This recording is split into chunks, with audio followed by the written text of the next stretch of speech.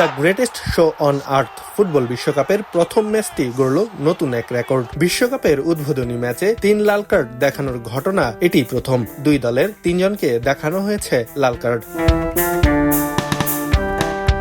এবারের আসরটি নানা কারণে স্মরণীয়। এই প্রথম 48 দলের বিশ্বকাপ, 3টি দেশ আয়োজক, 104টি ম্যাচ। অনেক কিছুই এবার প্রথম। তবে আয়োজনের প্রথম ম্যাচটিও সবচেয়ে বেশি আলোচিত হয়ে উঠেছে অন্য একটি কারণে। শুরুর ম্যাচেই 3টি লাল কার্ড ব্যবহার করেছেন রেফারি। বিশ্বকাপের উদ্বোধনী ম্যাচে 2 দলের 3 জনকে দেখানো হয়েছে লাল কার্ড। এর মধ্যে দক্ষিণ আফ্রিকার ইয়ায়া সিতোলে ও থেম্বা জোয়ানে এবং মেক্সিকোর সিজার মন্তেস লাল কার্ড দেখে মাঠ ছাড়েন। 3 লাল কার্ডের ম্যাচে 2-0 গোলে জিতেছে মেক্সিকো। এই প্রথম উদ্বোধনী ম্যাচ জিতে বিশ্বকাপ শুরু করলো তারা। 9 মিনিটে হুলিয়ান কিনিওনেসের গোলে এগিয়ে যায় স্বাগতিকরা। 67 মিনিটে ব্যবধান দ্বিগুণ করেন রাউল হিমিনেজ।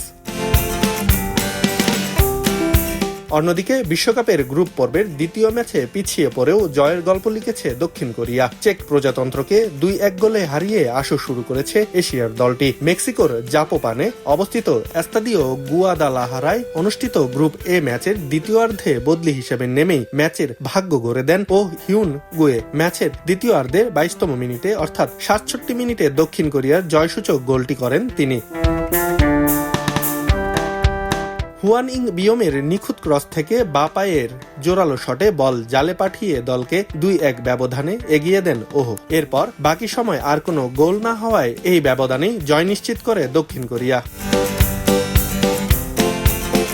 জমকালো আয়োজন ও বিশ্বখ্যাত পপ সঙ্গীত শিল্পী শাকিরার দাই দাই ও লেটস গো গানের সুরের মূর্ছনায় পর্দা উঠল the greatest show on earth football বিশ্বকাপের 23তম আসরের। আলোকসজ্জা, আতশবাজি এবং হাজারো দর্শকের উচ্ছ্বাসে মুখর আজতেকা স্টেডিয়াম মুহূর্তেই পরিণত হয় এক বিশাল উৎসব মঞ্চে। আব্দুল্লাহ আল বাকি, খবরের কাগজ।